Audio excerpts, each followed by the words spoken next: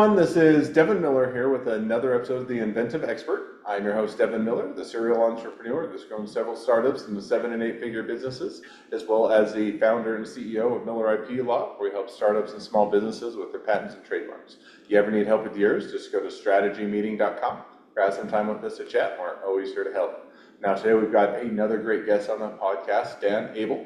And we're going to be talking with a few things with Dan, and including how to connect an e-commerce system with a point-of-sale system, and how to get into manufacturing and supply chain management, looking when you're doing to widen your supply chain and not have any single point of dependence or single point of failure. And also probably talk a little bit about kind of design and product development, where you're not just creating things that are beautiful, but actually things that work with manufacturing and production. So it should be a great conversation. I'm looking forward to it. And with that much as a introduction, welcome back onto the podcast, Dan. Well, thank you so much for having me. Absolutely. And just before we dive in, just as a reminder to the audience, so Dan was on our sister podcast, The Inventive Journey. So if you haven't had a chance to go catch Dan's episode there, definitely encourage you to go do so. But with that, now kind of diving into the topic at hand, and I'm going to switch it up. I gave a little bit of a run through, but I think one of the things that is oftentimes kind of forefront of mind, oftentimes because I think it's kind of just fun and it kind of brings your product to life, is you get into kind of product design and development. And, it is always kind of the intent of, hey, I'll make a really nice looking product that, kind of catches the eye and kind of sets it apart. And that oftentimes is the focus. But, as we talked a little bit about kind of before, that while that may be a little bit part of it, you don't want an ugly product that nobody wants, but there's a lot more that goes into that kind of design of the product and the packaging and kind of looking at all of those aspects. So maybe give us a bit of insight or a walkthrough on that.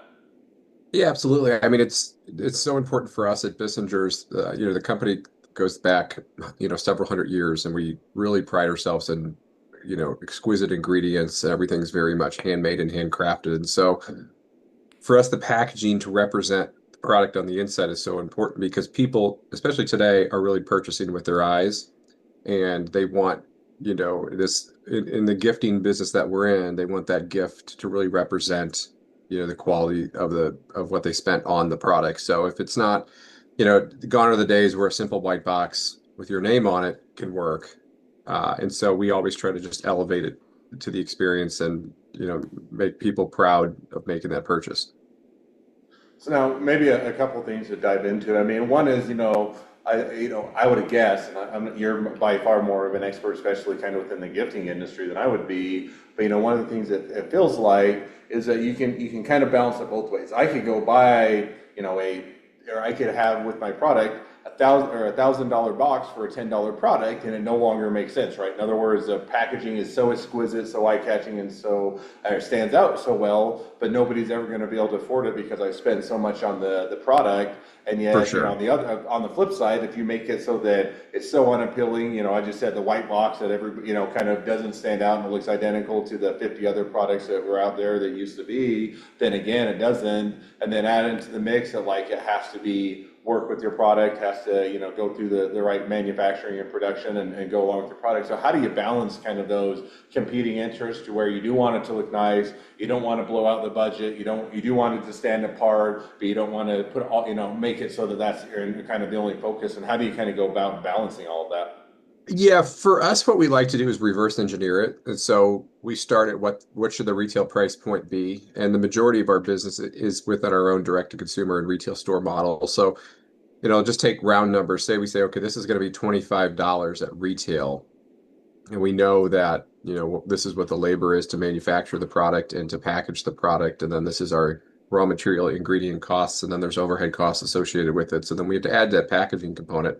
And then the question is just kind of how you said, can we get to that margin with packaging or not? Because we have to make sure that the packaging costs don't go crazy to where we, break that retail price point. But we also don't want it to be, low quality packaging where it doesn't get us that retail price point as well. So a lot of that comes with experience, just been doing it for so long. And certainly we made mistakes along the way in packaging. I always, think that we made more packaging mistakes than product mistakes, which is good. But, at the end of the day, there's still issues that have to be dealt with. And I'm always curious because I think, or oftentimes you learn as much from the mistakes as you do from the successes. And, I For think there's sure. a mixture of learning from both. But if you're looking kind of maybe those mistakes that you made earlier on that you've now evolved or figured out, what were some maybe the early on mistakes or things that people should, as they're getting, or maybe earlier stage or just getting into getting that product packaging that they should be aware of or to watch out for? One of the mistakes that just kind of sticks out to me is that we always, we have kind of everyday consumable products and then we have gifting products. And the major difference between the two, if it's a consumable product, it's something that, like a little chocolate bar, for example. You want it to look really nice and elevated because you want it to stand out, especially if it's on a grocery store shelf with other competitors. It needs to, really pop.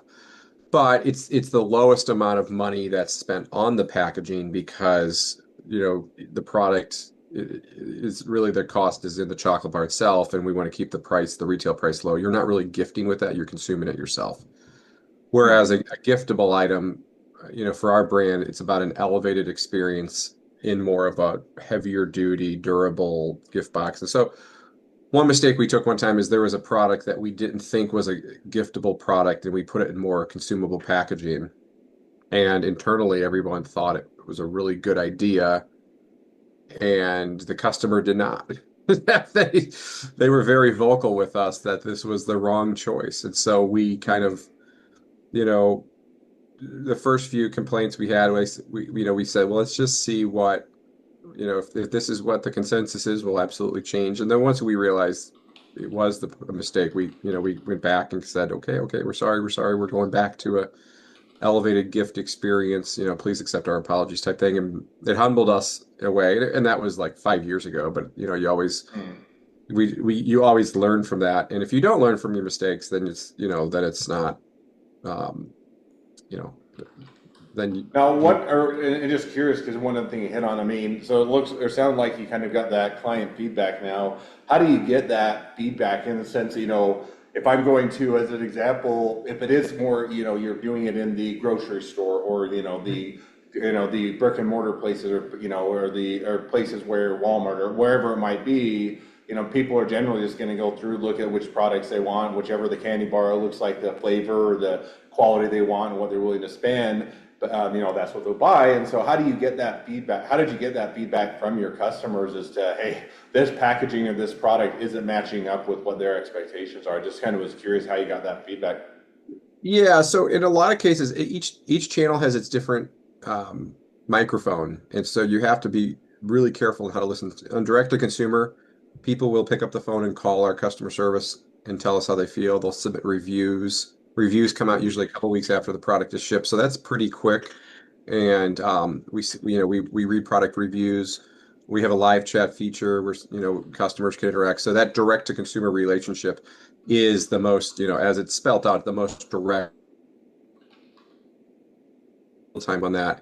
In the wholesale world, in the retail store world, as the customer comes in, you can actually, if you talk to the store managers, you get so much information because, I'll go in and say, oh, how's this new, collection? Well, people are saying they don't really like the color or whatever, or they don't like the bow color, or how about or how's this new collection? Oh my gosh, we can't keep them in stock. We already sold our allocation for the year. I hope you have more. And that's the chatter from our own retail stores that it's very important for us to do. Otherwise, we lose out on such valuable information. But then going back to kind of that final pillar, it's the wholesale market that you mentioned on the grocery store shelf. That's just a pure sales thing. If all of a sudden you're selling $20,000 a month of chocolate bars in this account and it goes down to 15, you got a problem. And you need to figure out what variable changed. And if it was the packaging and you lose 25% of sales, fix it, as fast as you can. Now, I'm just curious, and this is not an area, I'm just area I'm interested in. Is there ability, what my inherent, maybe it's the engineering side of me that I would find it interesting or kind of find it a challenge. Is there ability, especially, I could get on the online side, on the website, you could do more A/B testing, but can you, when you get into the different stores, can you actually test out, and have you ever tested out different packaged It, product? it's Now, if I tough. don't get time, then, yeah, sorry, It's go tough ahead. outside your own stores because the retailer really wants to turn inventory and make margin. Hmm. Um, but for example, we have a factory store here where we do a lot of factory tours and we do a lot of A/B testing in this location because now we are starting to build a much bigger local audience in our own local market. But I would say 70% of the customers that come to the factory tour are tourists. So they may not even be from St. Louis, they may be from all across the country. So it's a new set of eyes every day. And if they're not excited about it, then they are kind of the test case. But yeah, with most retailers, at least that we've worked with in the past, we've never really broached the subject because what we don't want to do is, unless there was some sort of guaranteed sale on the back end, that we would take the product back. Interesting. So if I were to hear it, a couple ways, and I'm, kind of extracting that out for a lot of people that are kind of figuring out how to best present their product. One is certainly on the digital side, especially your own website, that you could try and see, if you have a regular flow of customers and you're try one packaging or put it more forefront and they, gets greater sales and less sales is the indication. It sounds like you guys also have, your own tourist, kind of your own factory where people can come and check it out and actually buy the product and look at it and kind of get that tour. And you'll actually, sounds like I'm putting words in your mouth, but you'll test out kind of different products and different ways to represent them as a way to kind of get that insight before you go bigger production and go into a lot of retail stores. Is that a fair summary? For sure. Wholesale is usually the last category to get a new product. We really like to run it through the factory store, then our own retail stores, and then online. Because to put something out on the shelf costs me nothing in my own stores. To get it online costs me a couple $100 for a really great quality photo. So that is an investment. But then to go put it out into 1,000 retailers and it not sell, that costs me the most. So we really like to go, and it's very, very rare that something will go into wholesale automatically. I would say it's 5% of the time. So usually the wholesale team is getting something a year later because we truly want to vet it out through the channels so we can have, and it's still not a guarantee that it's going to be a home run in wholesale, but it's a much greater chance that it will be. Yeah, and it sounds, it's always a level of de-risk, right? There is no way that you can ever guarantee, no matter how much you test something or try Yeah. something out, you can never fully de-risk it or fully get rid of that risk, but you can reduce the risk by trying to work out some of those kinks or work out some of the product packaging or the things that people don't like or otherwise get that feedback such that when you're doing a larger investment, it's at least lower likelihood of risk. Makes perfect sense. Now, shifting gears a bit, because I think one of the other things that we talked through, and it was a lot too, I think with, both COVID and then you have some of the tariffs and some, supply chains and different things that are going on. But I remember, and again, putting words in your mouth, correct me where I'm wrong, but you guys learned that you had to sometimes how you do supply chain management when you're, not necessarily having one single point of dependency or one single point of failure and how to widen the supply chain. Now, how did you guys, walk us through kind of what is the ways that you kind of identify what are the critical things that you don't want to have that single dependency, or how do you go about widening the supply chain, or kind of how do you tackle all of that? Gosh, back in the day, we used to have a single supplier from almost everybody, and it was, a lot of personal relationships. Like, Bob was our fill in the blank supplier, and if you needed, if you needed a box, you called Bob, and in COVID, we just learned that we should have probably widened the supply chain a little bit earlier because of the scale of the size of the company was getting.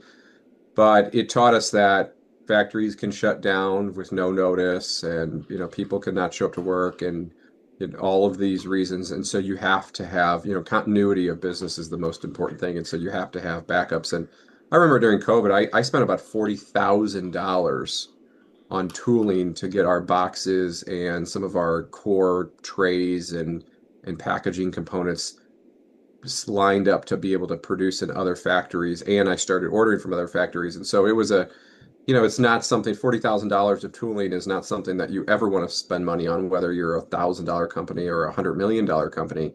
But we knew that we would, if the main supplier went down, which they did, not to their fault of their own, and we didn't get the packaging, $40,000 would have been a drop in the bucket, from what the macro opportunity loss of, Christmas or holiday sales in the box chocolate world. So those were some of the tough decisions we had to make, and it forced us to go across the board for almost every single product, from chocolate to sugar to boxes to trays to corrugated boxes to cardboards. I mean, a box chocolate takes sometimes 30 components. And to this day, we still have hiccups. with our supply chain, and so it allows us to pivot. We've been able to kind of put um, we put a new ERP system in 2021, which was a major shift in how the company operates for the better. And so we've been able to rebuild our product index instead of having like the product be connected to the main supplier. We recoded our inventory terms. Like for example, we would just say like milk chocolate, and then we would have all of the suppliers tiered below with their own item numbers. And so Mhm. say for example, supplier A couldn't deliver, I can go change the PO to supplier B, and then it sends it in with their item number and their price and their case pack, and then we can receive it as one item as milk chocolate in the system. Now, one maybe follow-up, and I know it's they're slightly shifting direction, but I think it's still along this, is, the inherent thing, which, I have my suspicions to your answer, would be is, sometimes it makes more sense to bring things internally. And I'm not, whether it's, some of these, or some of the products that you make, or the packaging, or the, making the actual product, or the ingredients, sometimes it's saying, hey, we'll just bring this internal, and then you have less of a point of failure because it's more inside of your control. So how do you did you ever look through and see, hey, what does it make sense to have, either we can't have a big farm and do all of the growing ourselves versus it doesn't make sense because it's not economical versus it's some of these it does make sense to do internal. Is there any kind of balances to as you're analyzing the supply chain, how you or what you do internally versus or engage You other know, parties to do? in a way, there are certainly some things we do internally, not because it's more efficient or more cost effective, is because, it's we can control the process and deliver the better product quality. And, there's always, if you put your accounting head on or CPA hat on, you can look at a lot of things we do and be like, why do you do that? That doesn't make sense. But the product quality is better. And I'm thinking like of a simple raw material, like Bissingers has our fondant creams. The recipe goes back to 1899, and the fondant that we make is so smooth and softer than a fondant that we can buy. So we can buy a fondant for probably one third of the cost of it costs us to make it. And but if we do that, then it's not the Bissinger's cream, and it tastes completely different. And then we're changing the recipe and then the end Mm. user experience.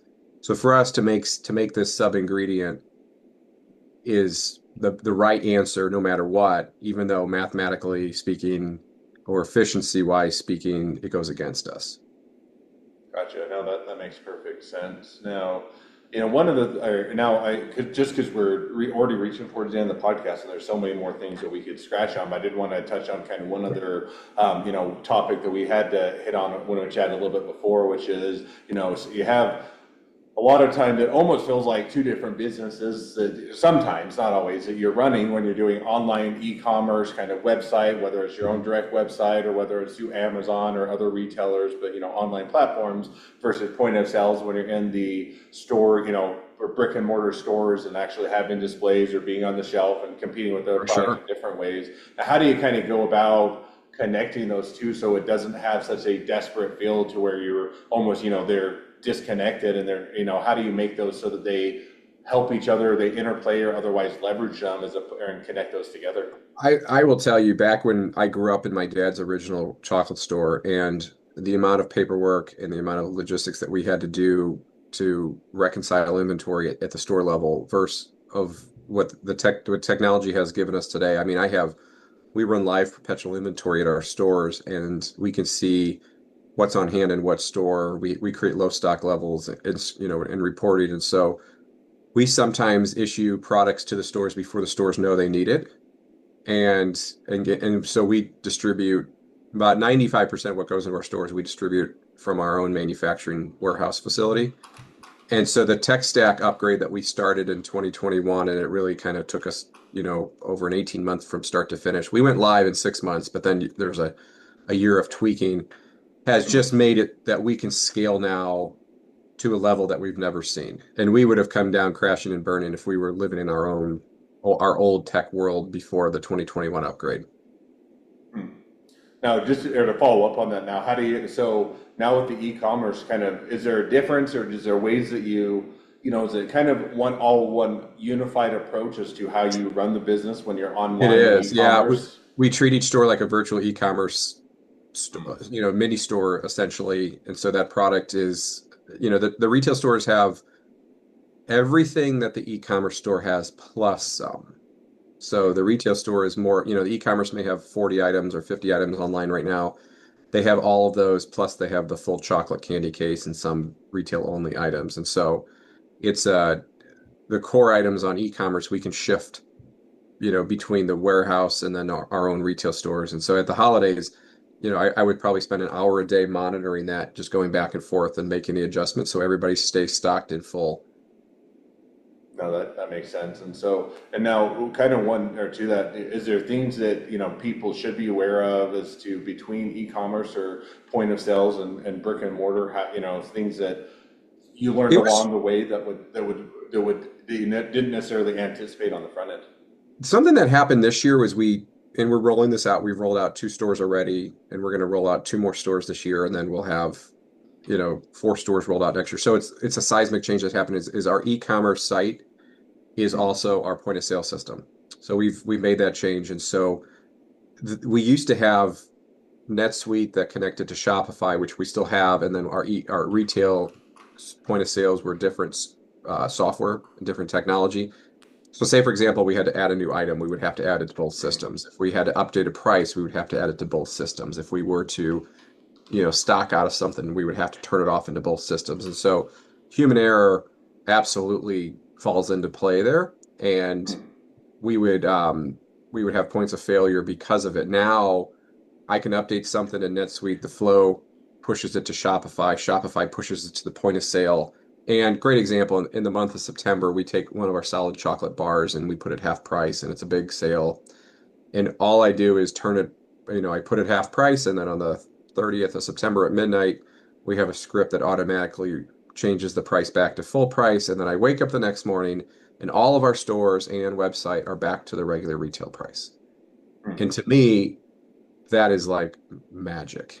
From a business owner, inventory guy, tech guy, all the hats that I wear, it's the coolest thing that when we have one single source of truth and then it can push out across the system seamlessly, that's what, is the coolest thing in the world for me. So I don't have to worry about these little details of what system is not updated and whatnot.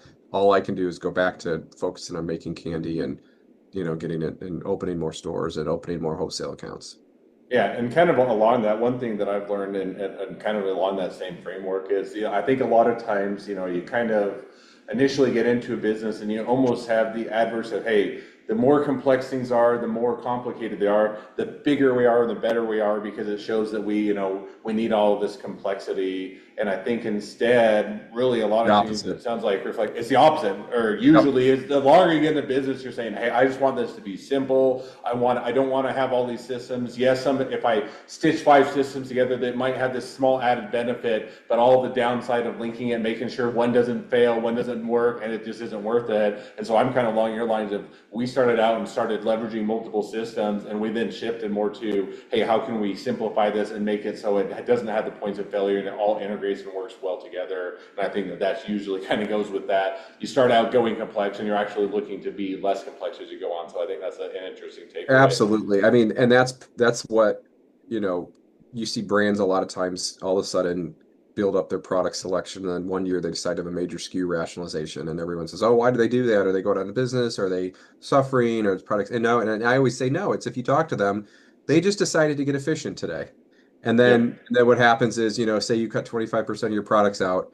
So then the next few years you keep adding more SKUs, and because it's all test and learn. Every time you create a new product, it's, test and learn. And then what happens is you go through the SKU rationalization again, and then it kind of levels the playing field. And that's not an exercise. No one wants to discontinue a product for fun. It's about, okay, let's go back to be more efficient. And I think that's the name of the game of, profitability and efficiency have got to be, parallel roads.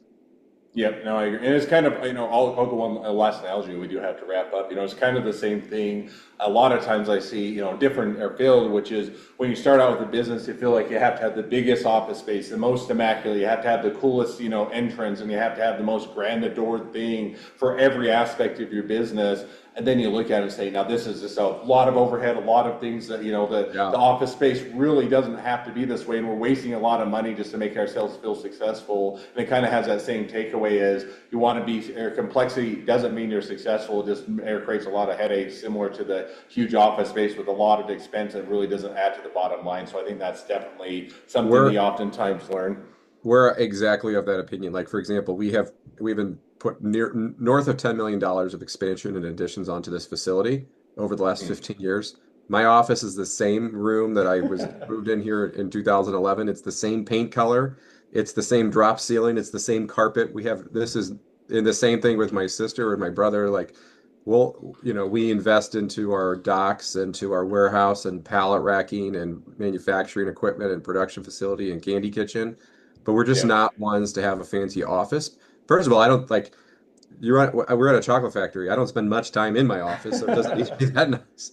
But number two, it's apps. You're absolutely right. When I see someone with a fancy office, it's like, oh my gosh, this is where the money went, and then you wonder if they invested wisely in other places. So I'm 100% in agreement. Well, look, we could talk all day and lots of fun areas to have conversations, and we'll probably have to have you back on the podcast another time. But at least for today's episode, as we do wrap up, I always like to kind of wrap up with one question. We've hit on it a bit on some of the things we've learned along the way, but I'll ask it nonetheless, which is, within your industry, what is the biggest myth and why is it wrong? I think most people think, and I showed a couple friends around this weekend at the factory on a tour, and it validated this. Everybody thinks we can push a button and output a product. And in some companies you can, but our operation, everything is so handmade and there's so many steps and touch points. And when people see all that, their head spins, and then they look at me and says, how is this thing only $2? Because of all of the labor of love that goes into it. So from that perspective, I think people think that we just, have a magical chocolate making button that outputs it, and that is exactly the opposite of how Bissingers operates. Well, you have ruined my outlook of Willy Wonka's chocolate factory, where it all just magically happens in the background. But no, that makes perfect sense. It's magically crafted in the background. Yeah, and probably along that lines, it's kind of the same thing. I deal with much different. I'm in the service-based industry. We're a law firm and do that. And yet everybody thinks, well, if it's just service-based, it's just a little bit of your time. So if you answer a few questions or you do this free little work, it's really not a lot different. And yet there's a lot that goes into experience and learning and optimizing and making sure we have everything in place. And so, certainly different context, but I certainly get the pain of people think it just magically happens, and it doesn't. There isn't a lot of things going on in the background. So I think that's definitely a great myth to dispel, and one that makes perfect sense. Well, now as we do wrap up, if people do want to reach out to you, they want to be a customer, they want to be a client, they want to be an employee, they want to be an investor, they want to be your next best friend, any or all of the above, what's the best way to reach out to you, contact you, find out more? LinkedIn. I'm also at Bissingers.com, where all of our products are sold, and then I'm always around in our chocolate factory. All right. Well, someday I'll have to come visit the chocolate factory and see how close it matches to Willy Wonka's. But until then, definitely encourage people to reach out, support a great business, make a new connection, and if nothing else, make a new best friend. So thank you again for coming on the podcast. It's been fun. It's been a pleasure. Now, for all of your listeners out there, if you do have your own journey to share or expertise, and you want to be a guest on the podcast, we'd love to have you. Just go to inventiveunicorn.com, apply to be on the show. Couple more things as listeners, make sure to click or leave us a review. Helps us to reach even more startups and small businesses to help them along their journey to success. And along that note, if along your journey you ever need help with patents or trademarks or anything else with your startup or your small business, just go to strategymeeting.com, grab some time with us to chat. We're always here to help. Well, thank you again, Dan, for coming on the podcast, and wish the next leg of your journey even better than the last. Perfect. Thank you so much. Take care.